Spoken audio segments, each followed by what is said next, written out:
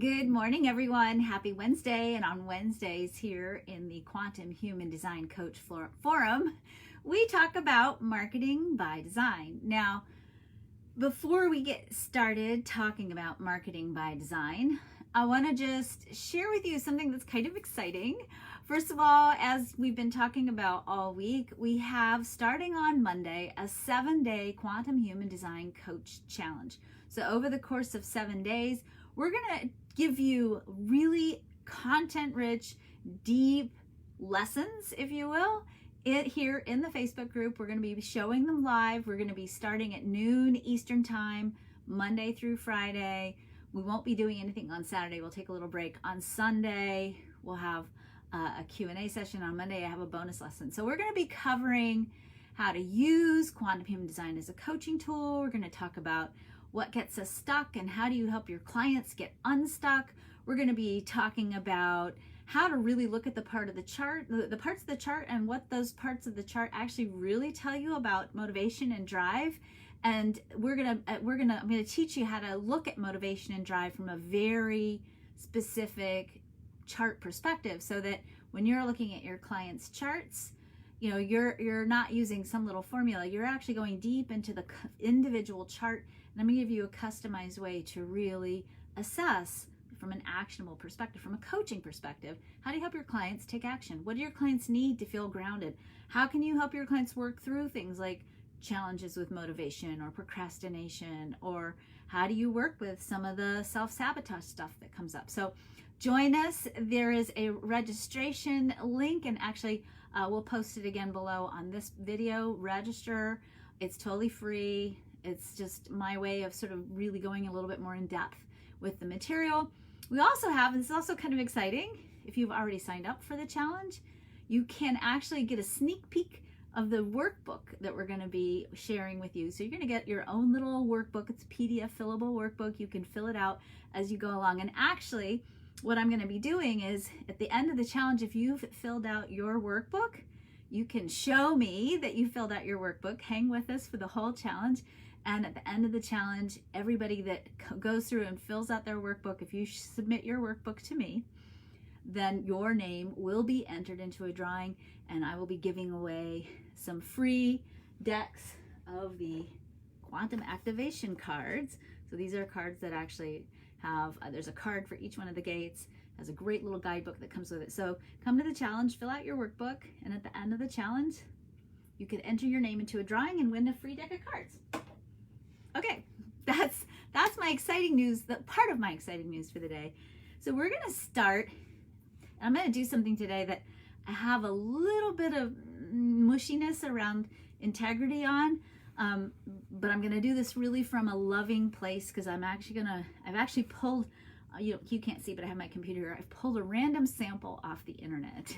So we're going to go back to talking about marketing by design.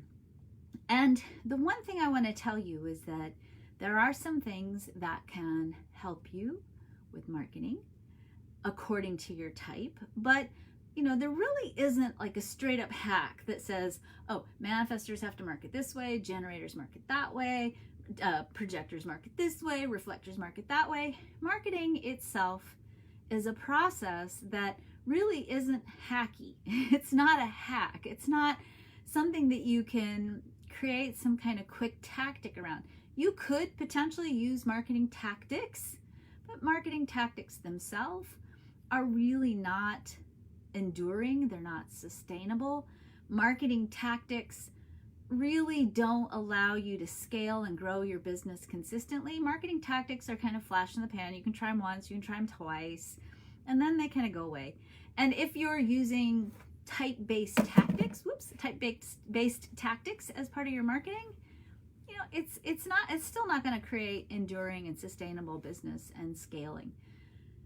Marketing is really about building a relationship and being in service to your client. And when we market with the intention of serving and with the intention of really vetting the levels at which people are ready to work with you, which means you're going to have some people as part of your marketing program, the bulk of the people, by the way, as part of your marketing program, who are not going to buy from you, who are not really going to be at a place yet where they're ready to move up in the degree of work that they do with you.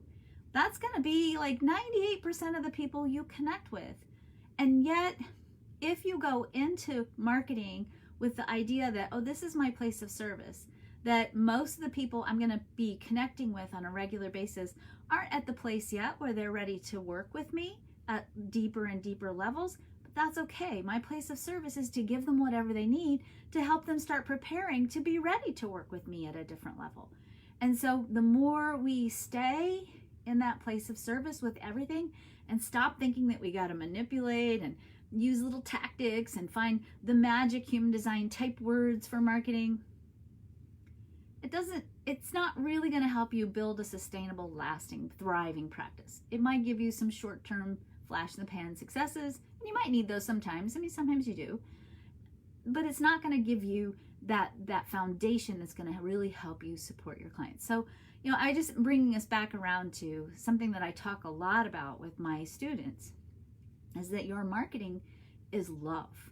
Your marketing is your place of relationship building. Marketing is kind of like dating, and you're not going to, marry everybody you date, but hopefully you're creating good juju in the world with the people you're hanging out with. Hopefully you're treating people respectfully and lovingly, and even if they're not the one or the ones for you, you still are leaving the world with one more person that you've connected with, one more place where you've shared your heart, if you will, or the heart of who you are, so that we're giving more love to the world with our marketing. Marketing is service. Marketing is love. And if we can start, and you guys are so good at this, if we can stop thinking that marketing is this big, complex, multi-level psychological tactic that involves selling your soul and wearing a plaid suit and trying to convince somebody to buy something they don't really want, we can let that go and drop into marketing is service. Marketing is relationship building. Marketing is a way in which you can create opportunities and openings for people who aren't ready yet for you to go deeper with you, to still get something that can help them make their life better. And if you work in your business with that as your idea, as your understanding of marketing, it makes business and marketing fun. You look forward to a daily practice of opening your heart and sharing your voice with the world, because you know that even if they're not going to buy from you, you're still doing good work in the world. And there will be people who will buy from you, because marketing really is just a numbers game. It's really all it is. You have to reach enough people to find the people who are ready to work at a deeper level with you. And really, if we look at the math of marketing, generally speaking, it's about 1% to 2% of the people you connect with. Sometimes it's more, sometimes it's less, depending on what you're selling and depending on your energy and depending on a lot of other different things. But generally speaking, 1% to 2% is a pretty good conversion rate. Okay, now I ended last Wednesday with the little hint for this week. And the little hint for this week was the most important word in your marketing copy is the word you. And we get excited about that because like, oh, that's me, the coach. Not you, the coach. It's you, your client.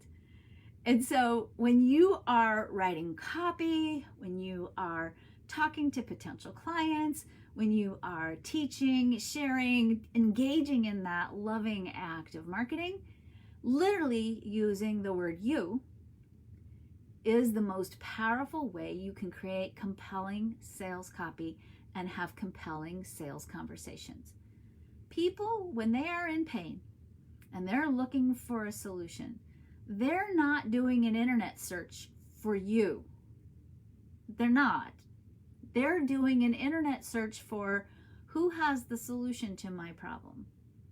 Who has the solution to my problem? They're not looking at who has the right number of certifications and trainings and the biography and the background that's going to meet my needs. They're looking for who's going to help me solve my problem, who really gets me, who really understands my challenge. And they're probably Googling things like burnout or financial frustration or relationship pain or physical pain. They're Googling about their problem. They're not Googling about you. That doesn't mean you're not a vital part of their coaching journey. You are. You are their coach. You're the one that's helping them construct the path out of their disruptive phase, that phase that's spurring them forward to grow into something more. You're there to help them construct that path, but it's their path. And we're guides. And we're guides that are meeting their needs. And so when we write marketing copy, I think because marketing is so much about the will center, the energy for marketing in the chart is really in the 5432 from the root to the spleen, and from the spleen to the will through the 4426. Okay? It is a will-based function in the chart. The process of giving people value oftentimes is about us sharing our value. And if we have questions around our own value, and we've talked about this a lot, that means we go into our marketing with a need to prove our value. And so what we do is we start talking about ourselves in our copy. If you write sales copy, or if you're having a sales conversation with people, here's a really simple technique to amp up the quality and the compelling nature of your sales copy. Once you're done writing your sales copy or your email or your blog post or whatever it is you're creating for your client, which is really a love letter for your client, because sales is love, right? So you're writing a love letter to your potential client. It serves you well to go back and look at every place where you've used the pronoun I and replace it with the word you. So I'm going to give you just an example, and as I said, I'm feeling a little skeezy about this because this is a random sample of a coach I don't know that I pulled off the internet. And let me just say, this isn't about this coach. This is a practice that I see people doing all the time. Okay, this is a big, big thing that I work with when I'm coaching people around sales and sales copy. I'm going to read you this paragraph. This is the second paragraph. The second paragraph in a sales copy page. This is a page that this coach wrote about their coaching practice, and this is a sales page for their coaching services. Second paragraph. I'm here for you. I've been exactly where you are, and once I was able to identify my core values and define my life's ultimate purpose, I have never been so sure of my mission in life before, and authentic in doing life on my own terms and in a way that feels most in alignment with who I am. It took work and it continues to each and every day, but it's possible for you too. If I can do it, you can do it too. Second paragraph. In that conversation, there's literally nothing about the client. In the second paragraph of basically going on a marketing date, if you will, with a potential client, this person talks about themselves. This is a long paragraph. It's nice to say I'm here for you, not on the second paragraph. You want to really support your client through your writing and letting them know that you get it, right? You get it. So let's go through this and let's shift this particular sentence using the word you instead of the pronoun I.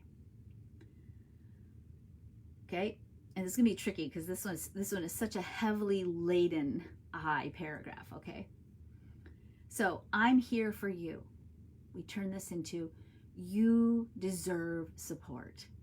Okay, I've been exactly where you are, and once I was able to identify my core values and define my life's ultimate purpose, I've never been so sure of my mission in life before, and authentic in doing my life. Okay, that's a long sentence on top of that. So let's rephrase that too. Once you identify your core values and define your life's ultimate purpose, you will become so sure of your mission in life and become so authentic in doing life on your own terms in a way that feels most in alignment with who you are. That sentence is actually, that's the end of the sentence. So there's a little bit of grammar stuff going on with the sentence too. But do you see the difference in that conversation? That's a totally different perspective, right? It's the same sentence, but we took all the I's out and we put U's in there instead. You can, with a little bit of work, continue each and every day to construct a relentlessly authentic life. You can create a life worth falling in love with. Go through your marketing conversations that you're having with your clients, whether they're written, whether they're out loud, and really get into the habit, the practice of taking the pronoun I out of your copy. There is a place for it, and it's down at the very bottom. It's down at the very bottom where you've told your client, you're not the only one. It's okay. You're gonna be okay. There's a solution for you. You're not alone. It's been done before. You can do it. You want to make sure when you're having a conversation with your client, you are focused on that client.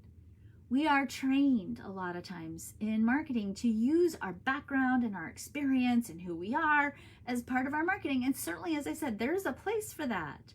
There's totally a place for that. There's a place for you to build credibility, but you can't build a case for yourself as the one for your potential client if you can't demonstrate to your client in the very beginning of your marketing that you get it. You know what their issue is. You know where they're hurting. You know what their problem is. So even though it's important for us to talk about ourselves and our training and our background and our experience and our knowledge and our wisdom and our expertise, it doesn't belong at the top of sales copy. It belongs on the bottom, and maybe even on a separate page. That's, first of all, that's humility.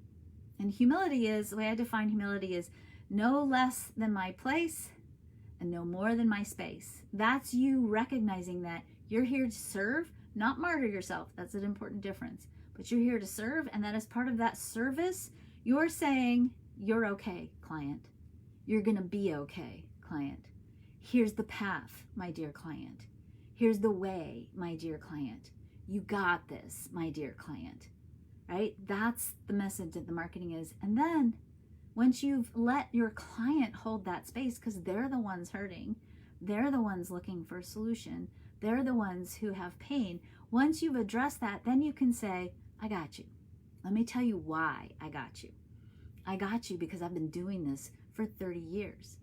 I got you because I've been there before. I've got you because I have training that helps me really see clearly what's going on with you and gives me some really good background information that help me know how to help you best. But don't make your sales copy about yourself, even though you might be trained to do that, right? We're trained to do that. Make it about your client and use the word you. Go through, it's just force it, get into the habit of every time you complete a long form sales letter or a sales copy or you're having a sales conversation, get yourself trained to take the word I out of it until the end, until it's time, until don't do it until you've built a case for your client that says you're going to be okay. No matter what, you're going to be okay. So that's my marketing message for you today. It's probably the simplest marketing message I can give you as a marketer, because I am a marketer too. And it's really the most important thing you can do with your marketing. You don't have to be tactical. You have to be focused and present and aware and in service to your potential client. And when you hold that space, you will attract clients because you will be occupying no more than your place and no less than your space. You'll be standing in your power and your expertise, but also holding space for your client. That's it. That's what I got for you today. Tomorrow, we're going to be talking about human design and coaching and integrating quantum human design into coaching. So I haven't decided yet what I want to talk about tomorrow in relation to human design and coaching. So if you have some questions, some things you'd like me to share tomorrow, post below. I'll listen to your suggestions and see what my sacral responds to. Have a great day. Be well. Take care. Don't forget, sign up for the 7-day coaching challenge starting on Monday next week. And if you have signed up, if you want to, send us a quick text and you get a preview of the workbook. All right. Have a great day. Bye.